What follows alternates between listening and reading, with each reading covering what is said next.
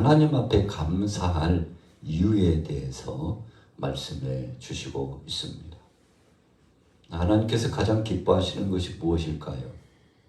그것은 마땅히 우리 피조물이 하나님을 향하여서 찬양과 영광과 경배를 올려드리는 것입니다.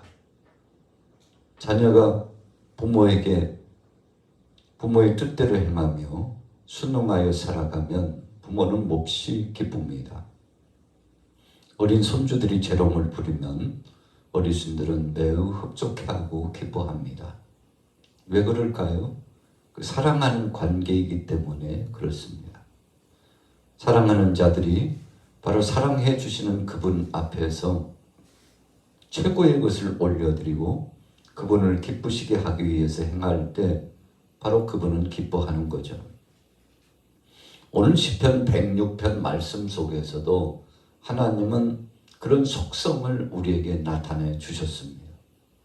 여러분, 하나님을 기쁘시게 한다면 하나님께서 결단코 외면치 않으시고 그렇게 행한 만큼 복을 주시고 하나님의 긍휼하심과 은혜로 함께하여 주셨습니다. 자, 5절에 보세요. 뭐라고 말씀했습니까?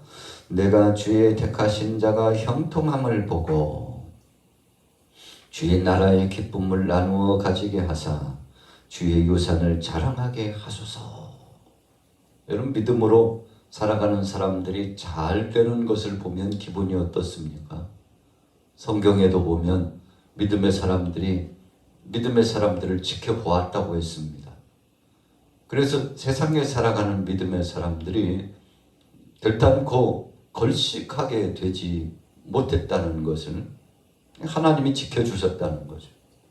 가난하고 헐벗고 고통당하고 괴로움 속에 살지 않고 하나님께서 그 자손 하나님의 백성들은 책임져 주셨다는 사실을 목도해 보았는데 오늘 시편 기자도 시편 106편의 말씀을 통해서 분명히 말씀하고 있습니다.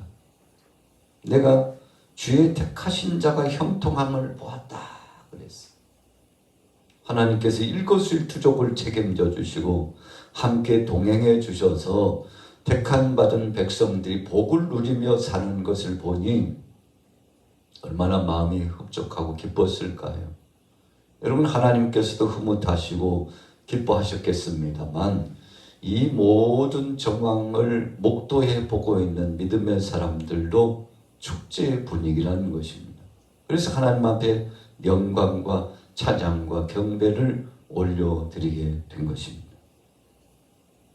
그래서 1절 말씀에 여호와께 감사하라. 2절에는 주께서 받으실 찬양을 선포하라. 여러분, 하나님 앞에 올려드릴 것을 마땅히 올려드리게 됐다는 거죠. 우리가 이 세상을 살아가면서 주님 앞에 영광을 돌리고 주님을 기쁘시게 하고 주님을 찬양하면서 살 수 있다면 그것이 최고의 행복인 것을 믿습니다. 신명기서 말씀에도 행복이라는 것은 하나님 말씀 안에 거하는 것이고 그 말씀을 순종해 나아갈 때 비로소 행복이 있다고 행복론에 대한 결론을 우리에게 교훈으로 말씀해 주셨죠. 자, 그럼에도 불구하고 6절에 보세요. 우리가 우리의 조상들처럼 범죄하여 사악을 행하며 악을 지었나이다. 여러분, 그래서 잘 사는 비결, 복 받는 비결, 지름길을 알려주시면서 하나 더 붙여서 신명기 27장과 28장에 말씀한 것처럼 복과 저주에 대한 말씀을 주셨지 않습니까? 한편에서는 복이요, 한편에서는 저주가 무엇인가를 알게 해 주신 것처럼 오늘 본문에도 믿음의 백성 택한 자가 형통함을 보기도 했지만 또 다른 한편에서는 조상적부터 유전적으로 내려오는 죄를 범하고 또 스스로 자범죄를 범해서 하나님의 징치하심을 받고 이런 말씀에 나타난 대로 너의 죄를 너희 자자손 3, 4대까지 내가 묻겠다. 여러분, 그 말씀을 우리가 들으면 참 암담하죠. 앞이 캄캄합니다. 죄라고 하는 것은 이와 같이 절망적인 역사를 드리워 주는 것입니다. 그런데 이 사랑하는 택한 백성들이 하나님 뜻대로 살 때 참 좋고 기쁘고 감사하고 그 마음 속 심령이 시원한 여름날의 얼음 냉수를 마신 것 같았지만, 그러나 하나님의 뜻을 거스리고 불순종하고 나가고, 그래서 하나님의 마음을 아프게 하고 하나님이 내리시는 복을 받지 못하게 될 때에는 그 마음의 부담감이 엄청났습니다. 그래서 우리 조상들처럼 범죄하여 사악을 행하며 악을 지었습니다. 어떤 악을 지었습니까? 7절 이후부터 보면 이 백성들이 애굽을 나와 가지고 광야로 진행하고 약속의 땅에 들어가는 그 순간까지 계속 반복적으로 죄를 범하고 있는 모습을 어찌 보면 오늘 본문에는 고발하고 있죠. 그렇게 죄를 범하면 하나님의 심판이 임할 수밖에 없다는 사실을 경종으로 말씀해 주시고 있습니다. 7절 후미에 보세요. 주의 크신 인자를 기억하지 아니하고 바다 곧 홍해에서 거역하였나이다. 인자라고 하는 것은 하나님의 긍휼하심과 하나님의 은혜에 옷 입혀 주심입니다. 우리는 죄로 말미암아 죽을 수밖에 없는 자죠. 택한 백성 이스라엘 백성들이 복을 누리게 되는 거, 그 잘나서 그런 거 아니라고 성경에 말씀하고 있습니다. 오히려 저들은 무리수가 적었다고 했습니다. 변방이 조그마한 한 동네에 살던 사람들입니다. 그 옛시 아브람부터 시작했죠. 그런데 여러분, 이 백성들을 하나님이 택하시고 끝까지 책임져 주셔서 복을 주셨는데, 잘나서 그런 게 아니고 하나님이 불쌍히 여겨주시고 택한 자들을 통해서 영광 받고자 그렇게 하셨다는 거죠. 그런데 하나님의 은혜를 저버렸어요. 여러분, 우리가 하나님 앞에 심판을 받고 책망을 받는 이유는 은혜를 저버렸기 때문에 그렇습니다. 하나님의 그 사랑과 긍휼하심과 그분의 용서하심과 그분이 늘 세워주셔서 가는 곳곳마다 창대하게 하고 이른 비와 늦은 비를 내려주시고 옥토밭에서 살아갈 수 있도록 하나님께서 책임져 주셨는데, 그 은혜를 저버리고 하나님을 거스려 나갔다는 것입니다. 여러분, 그래서 하나님이 슬퍼하셨습니다. 마치 둘째 아들 당자가 아버지의 사랑과 은혜를 저버리고 나가서 허랑방탕하여 가진 재산을 다 탕진해버리고요.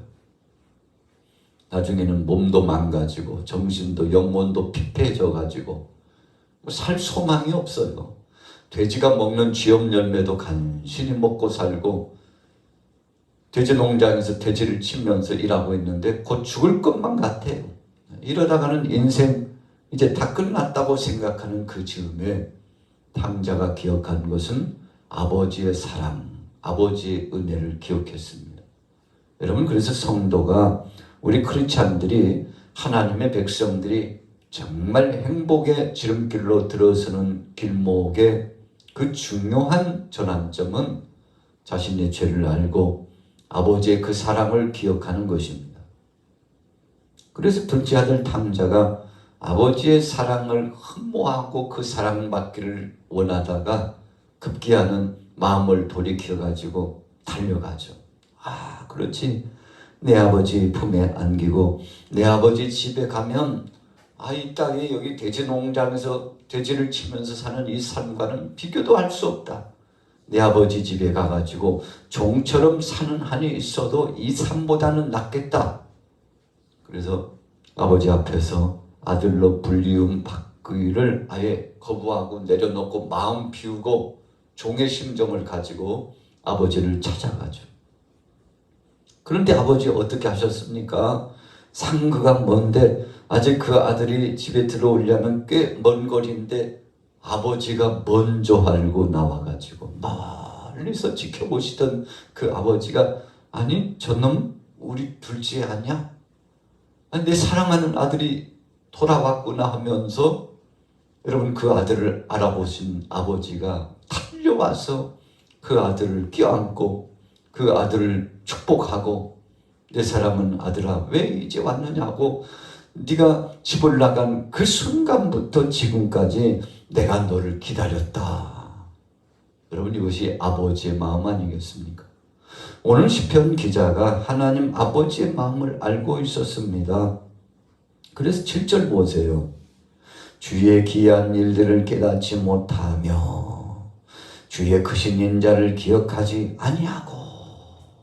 여러분 하나님이 해주신 거 그 은택을 잊어버리고 아버지께서 다 해주셨는데 하나님께서 그 은혜로 살게 해주셨는데 그냥 내 마음대로 내 뜻대로 내가 알아서 산 것처럼 내 잘난 맛에 그렇게 강조하고 살다가 모든 것을 다 잃고 괴로움과 고통을 당하게 되었다는 거죠.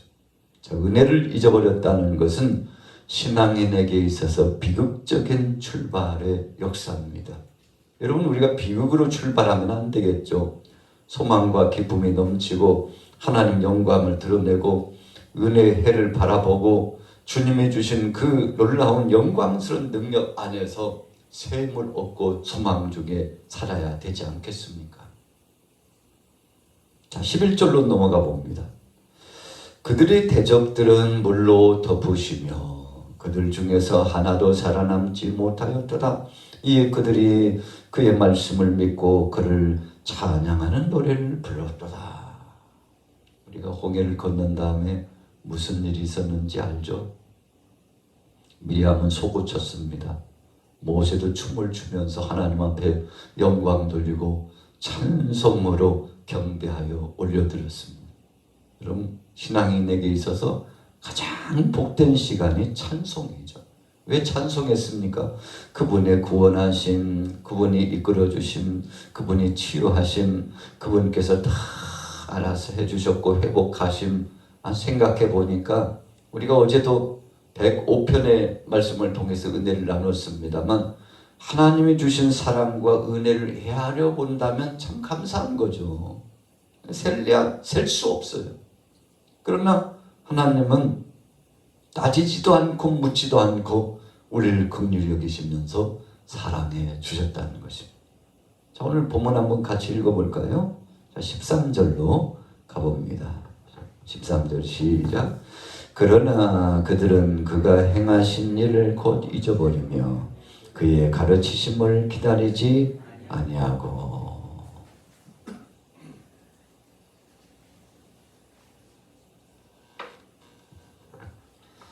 여러분 참 안타까운 것이죠. 그러나 그들은 그가 행하신 일을 곧 잊어버렸다. 무슨 말씀입니까? 직전에 찬송하고 경비를 올리고 춤을 추고 하나님이 다 해주셨다고 하나님이 도와주시지 않으면 어쩔 뻔했냐고 했던 무리들이 얼마 지나지 않아서 불평하고 원망하고 하나님을 거스리고 그 은혜를 다 잊고서요 감사치 않고 살아갔다는 것을 말씀하고 있습니다. 이유가 무엇입니까? 14절에 욕심 때문에 그랬다고 했습니다. 하나님이 좋은 것을 주셨는데 그것이 좋은 것인 줄 모르고 망각하면서 하나님을 떠난 인생들 참 안타깝죠. 자, 15절에 보세요. 그러므로 여호와께서는 그들이 요구한 것을 그들에게 주셨을지라도 그들의 영혼은 쇠약하게 하셨도다. 여러분 우리가 이 15절 말씀의 의미는요 14절 말씀과 연결고리가 있습니다만 욕심 때문에 때로는 억척스럽게 욕심을 부려서 손에 움켜졌다 할지라도 그것은 복이 아니라는 것입니다. 모세가 백성들이 간악하고 흉측하니까 어쩔 수 없이 저들 뜻대로 살도록 허용하신 예가 많이 있었습니다. 여러분 그래서 모세는 백성들을 불쌍히 여기며 하나님 앞에 중보 기도했죠. 하나님 저들이 타락하고 하나님을 떠났습니다. 그러나 저들이 하나님 뜻대로 돌아올 수 있도록 해달라고 계속 중보 기도했죠. 심지어는 생명책에 자기 이름이 지워질지언정 저 백성만큼은 용서해 달라고. 참 진정한 하나님 앞에 부름받은 선지자요 사명자 아니겠습니까? 백성을 위하고 하나님 영광과 뜻을 위해서 자신의 영화와 귀하다고 생각하는 것을 전부 내려놓았던 사람이 바로 모세였죠. 자, 하나님을 향하여 소원했습니다. 하나님 이 백성을 살려주시고 이 백성을 긍휼히 여겨달라고. 고라일 땅이 하나님의 영광을 가리고 하나님의 뜻을 거역했을 때 한순간 저들이 무너져 내리는 것처럼 죽어갔습니다. 여러분 참 슬프고 안타까운 거죠.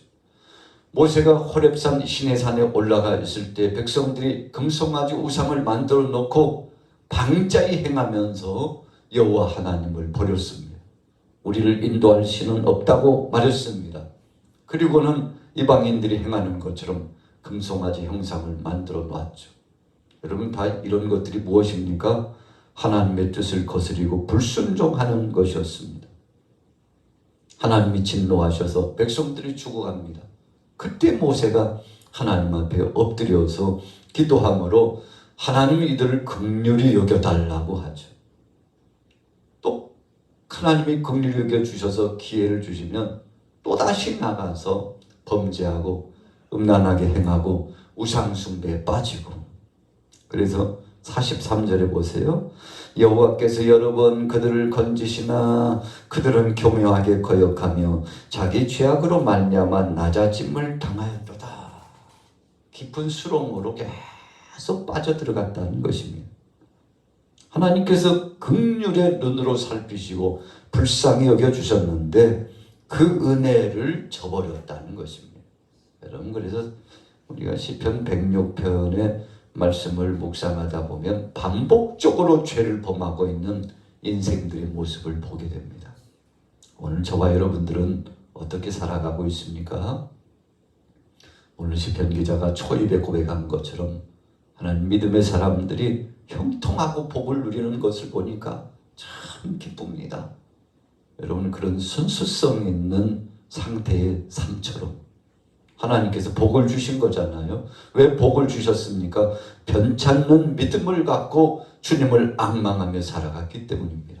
그래서 고난이 찾아오는 거, 환난과 시련이 엄습해 오는 거, 이 모든 것들이 죄로 말미암아 출발되었음을 우리가 인식하고 철저하게 회개하면 하나님은 기쁘고 의로우사 우리를 긍휼히 여겨 주십니다. 자, 결론입니다. 47절에 보세요. 여호와 우리 하나님이여 우리를 구원하사 여러 나라로부터 모으시고 우리가 주의 거룩하신 이름을 감사하며 주의 영예를 찬양하게 하소서. 소원 한 가지가 있다면 하나님 우리가 주님을 찬양하고 주님이 주신 복을 누리며 살게 하옵소서. 저주받는 인생 되지 않고 복을 누리는 자 되게 하시고 영원부터 영원까지 함께 하시는 주님을 송축하며 살아가게 하소서. 여러분 오늘 시편 106편의 시편 기자의 소원입니다. 하나님을 향하여 영광 돌리며 감사하고 살기를 소원했던 저의 소원은 곧 이루어집니다. 오늘 우리도 오늘 하루 동안 주님 앞에 감사하시고 제 5월을 마무리 짓는 마지막 날 5월 31일이죠. 벌써 이제 6월이에요. 꽤나 덥습니다. 후덥지근합니다. 이제 조금 있으면 남쪽에서 엄청난 비가 또 몰고 올라오죠. 여러분 그래서 이 계절의 변화 속에 하나님의 살아계신 증거를 느끼지 않습니까? 오늘 하루도 주님의 성호를 찬양하고 기쁨의 축제 안에 믿음으로 응답받게 되기를 예수님의 이름으로 축원합니다.